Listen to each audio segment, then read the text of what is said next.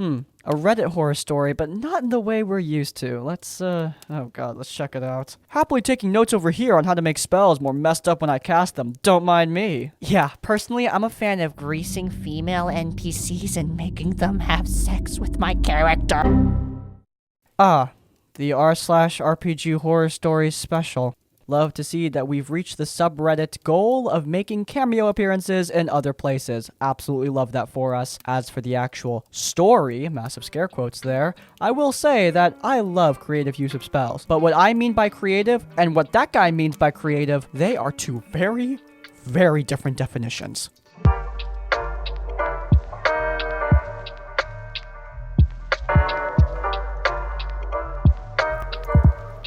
I haven't played D&D for a long time. I'm pretty sure the story was the last time I was ever in a game. Because of this, when I want to run a campaign of my own, I quickly remembered this incident. It may have been one of the reasons I haven't played for a while. Our story begins 4 to 5 years ago in an after-school D&D club. I got really excited since, at the time, I have only played the game over a year before and couldn't find anyone to play since. When I arrived at the club during the first meeting, I quickly discovered that only about 4 out of the 15 people in the club actually knew how to play the game. Here, let me introduce the two main characters of the story. DM, 15-year-old guy, the DM of the titular one-shot, and a chill dude who put up with the people's crap way more than he should have.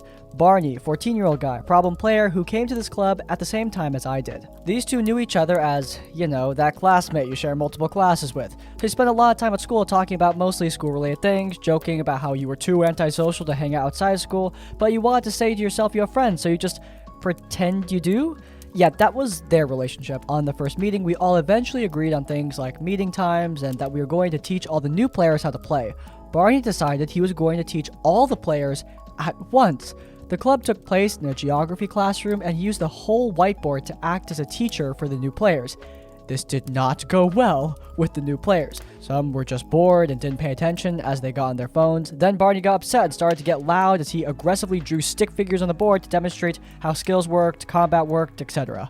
This just made the few new players still watching, well, it caused them to laugh at him. The founder/leader of the club tried to ask the people of the club to pay attention because I think he felt bad for Barney. Later on, I just recommended a YouTube guide series to them as I just went over the player's handbook to anyone who had questions or were ready to create characters.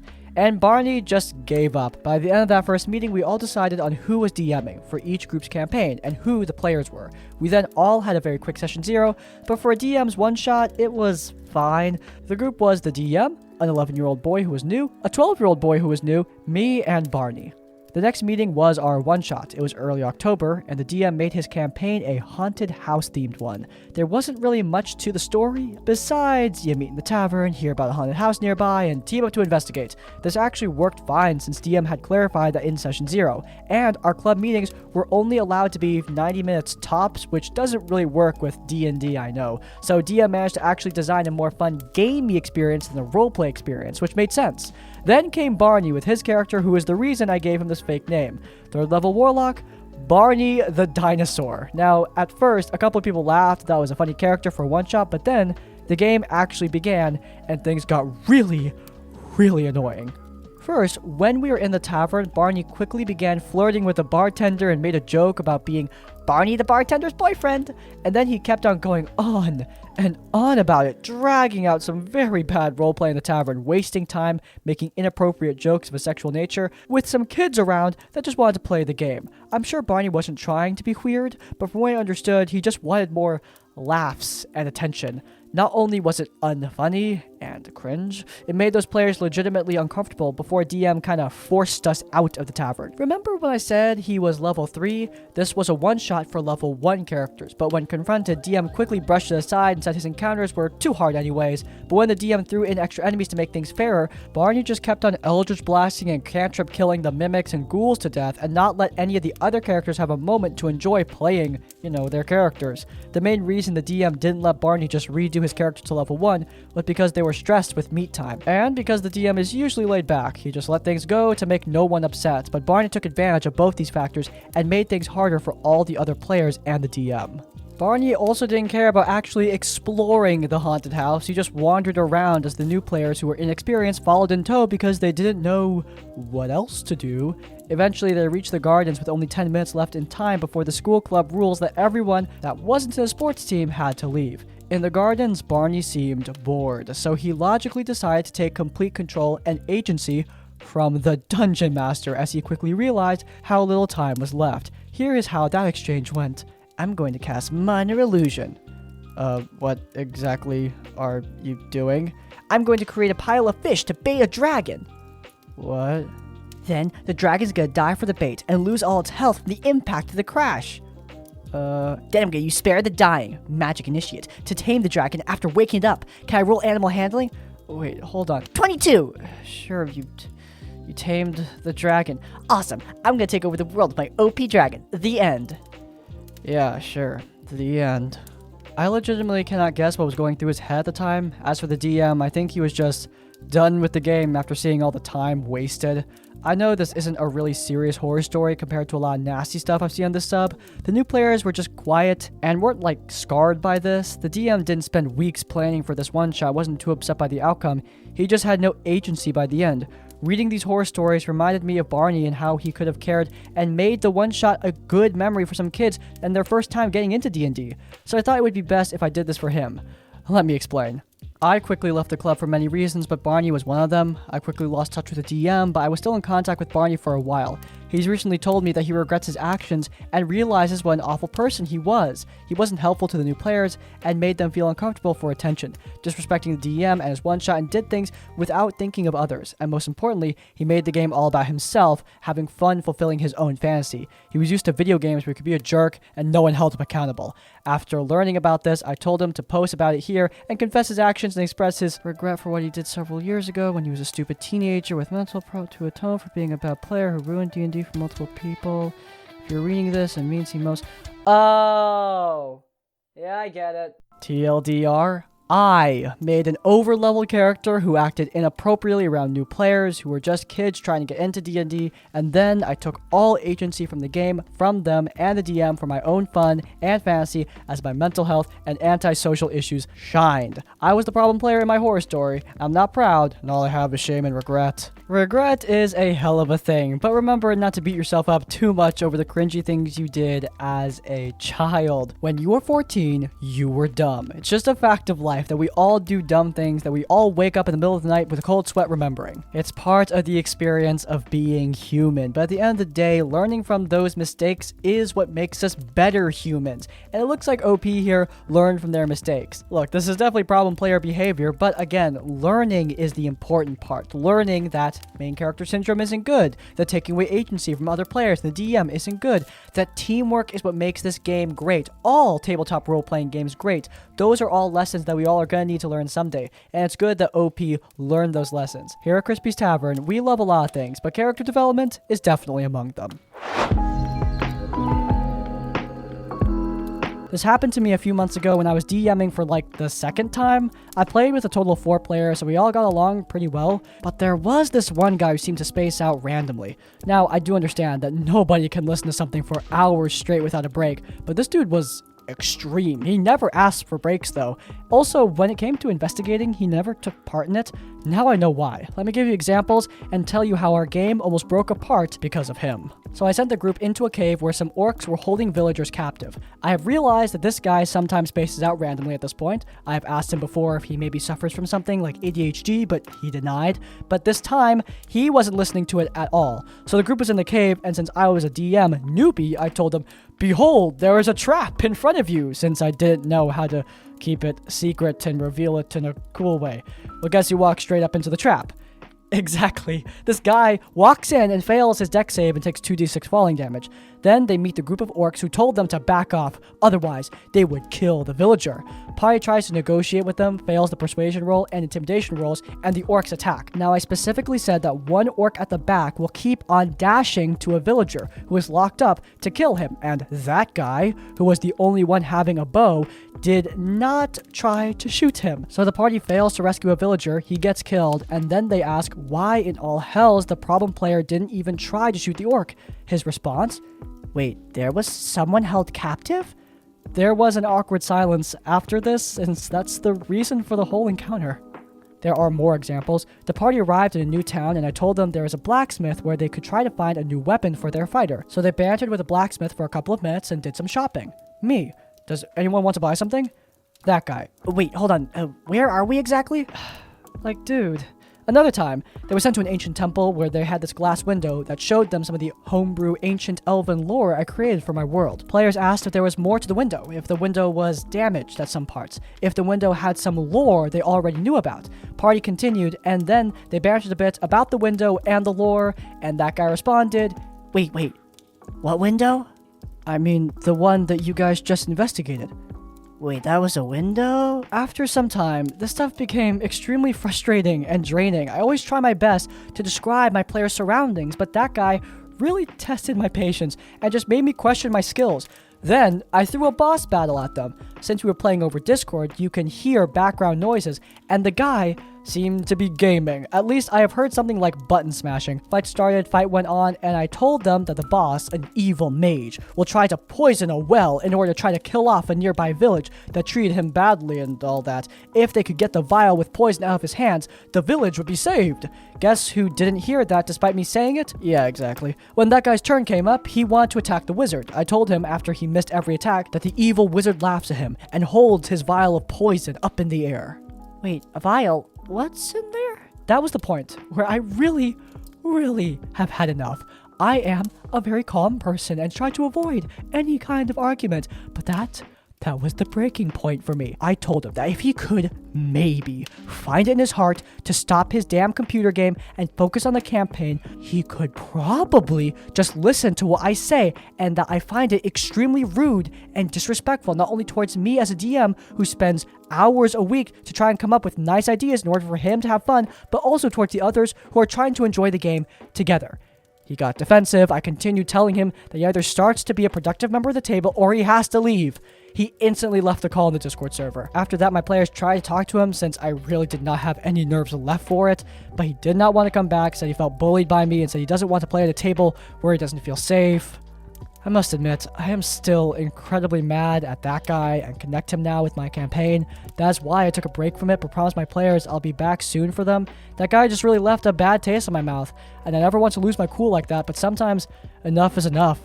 Thanks for reading. Look, I have learned recently that a lot of people actually use some simple video games to sort of refocus their mind, especially people who are neurodivergent, and I respect that, and that's great. However, you can't keep that secret from your DM. From an outsider's perspective, it just looks like you're not paying attention for the game, and for a dungeon master, that is literally the most demoralizing thing I could think of.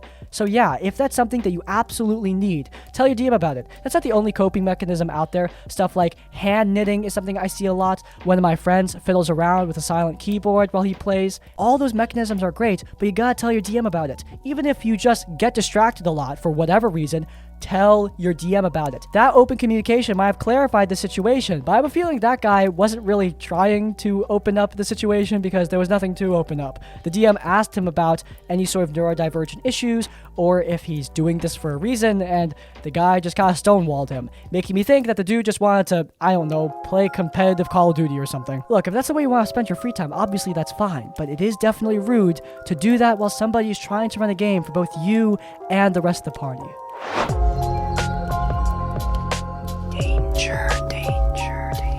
The party were at level 3 when they escorted a ward named Irina to the second settlement in the game, the town Valaki. Valaki's context is that it's the largest surviving town in the Valley of Barovia.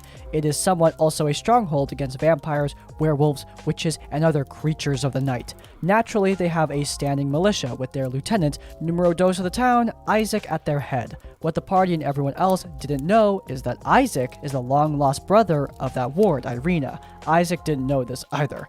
Thus, when he sees the woman of his dreams, literally, he decided to kidnap and arrest her. Her adoptive brother Ismark, thus, was also being escorted away from the scene of the kidnapping, where the party happens upon him. During the rescue, one player accidentally killed a guard. Thus, they are now wanted murderers. After a lengthy stealth and chase sequence, the party was surrounded by multiple town guards, with Isaac being summoned to the scene. Now, a thing further about Isaac, he was described over several interactions with the players. The guy has a freaking demon arm that throws fire. He is the town's general after all. Not wanting a TPK over an accident, I had the town's burgomaster show up at the standoff and order the team to put down their weapons, and he promised them they will be alright. Hey, free mercenaries, what's not to like? Now entered the infamous player. We'll call him Curious Kong. Curious Kong's previous character was a forge cleric who picked up a zombie arm and got surprised that it knocked him out at level 1.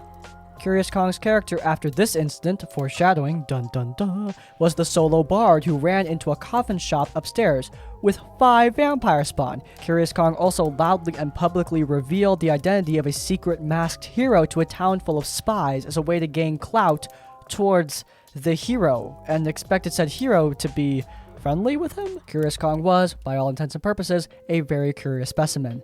In this moment, with the team at half health or lower, spell slots spent, they were now debating how they could get out of doing free stuff for the burgomaster. Curious Kong decided that he, level 3 paladin, would walk towards the demon-armed captain of the militia and say these precise words. Watch, guys. I'm gonna call the DM's bluff. No, it wasn't the burgomaster's bluff or the sadistic demon-armed town captain's bluff. He was calling my supposed bluff.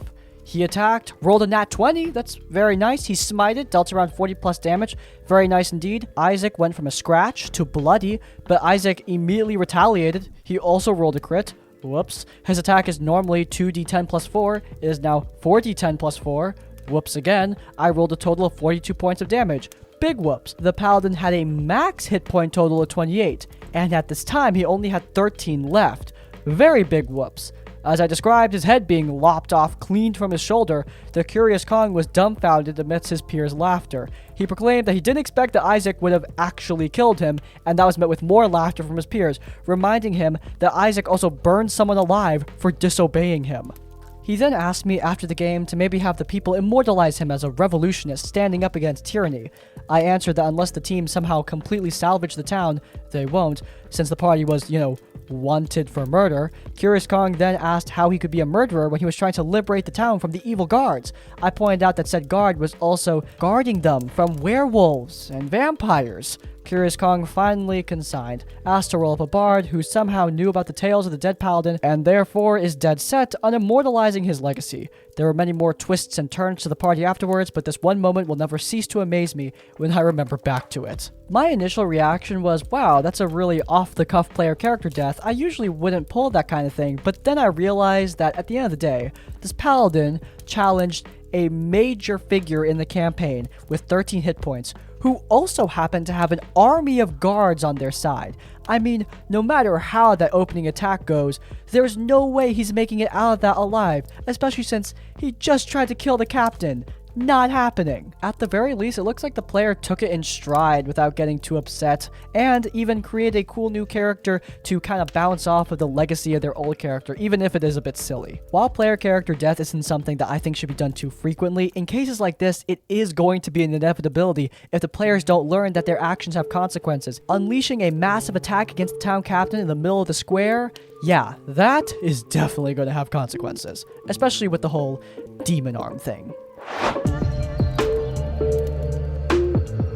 So never thought I'd be writing one of these, but after years of DMing for long-term campaigns and one-shots, I finally had a bad one. My cousin asked me to DM a one-shot for her, her boyfriend, and their friend because she wants to start her own campaign with the two of them and wants to get a refresher on the rules after not playing in years, and the other two have just never played. I'm always excited to teach people the game, and I've probably introduced over a dozen people to the game at this point. We have a 3-hour character building session and it goes great. Everyone is so excited about the game and is really interested in how the game works. The only problem we run into is while my cousin and her friend let me help them through every step of the creation, the boyfriend is having some issues choosing and wouldn't let me know when he was ready for me to help again, so he was just sitting there for 20 minutes doing nothing in between. No problem, I'm not there to force people to make decisions, and we have a week to decide. I leave that night letting everyone know they can text me with any character creation questions and to work on a 1-paragraph backstory to ground the character. Then we get to the day of the one-shot. This is where it gets bad. I show up and guess whose character sheet is not finished. Not only that, but I am literally holding up the pages in the book for him to look at and copy onto his sheet, and he is purposefully ignoring me to look up some bootleg site that's confusing him. It wasn't Wikidot, I would have liked him to use that. So we get done with that, and there's an hour wasted. We finally start the one-shot, and it's pretty standard stuff. I'm not winning any writing awards for the story, but I think it encompasses all the bits of D&D. Story opens up in a town square and goblins are attacking. Heroes all jump into action and slay them. Now this is where the boyfriend's unnatural game choices begin, and it should also be noted, this is also where I notice he cracks his first White Claw. After they kill the goblins, the town guard comes up to the group and asks them to come with them to the mayor's office for a reward. The boyfriend's Tabaxi Ranger doesn't like cops and he runs into the woods. Okay, so I'm all about player agency. I'm cool with it, but then he complains for the next 15 minutes that he misses all the gold piece rewards and the roleplay with the mayor getting the new quest of tracking down the women the goblins have kidnapped in the last few weeks. They then get to the magic shop for some free supplies, and he decides to sit on the roof while they go in. He then proceeds to complain that he didn't get any magic items. My cousin asks the mayor for a guide to show them the way out of the town, so I make up a 14-year-old boy, stereotypical nerd who is in charge of the mayor's dietary needs and saving up for school. While they are in the magic shop, they insight check this nerd named Eugene, and I say, he looks nervous because they rolled an 11. He's actually nervous because the magic shop owner is the dragon that's controlling the goblins and is working with the mayor to kill adventurers who stand in their way. They don't ask him any more questions and proceed out of town. As soon as Eugene is about to leave them, the Tabaxi badass decides he's going to stab this kid in the neck. Okay, the party saves Eugene by throwing him in the river, and the boyfriend is all pissed they didn't get to kill the child. This pattern gets more common as more White Claws go down the hatch, and we get awesome moments, like him asking why they would even be interested in saving the women, or telling the party if they didn't choose the path he wants, he's quitting, hiding beneath the books while the party solves 2 puzzle rooms without him, and trying to steal the final blow on the dragon after he wasted the whole fight doing nothing, and what I can only describe as trying to outsmart the dungeon master, not the dragon.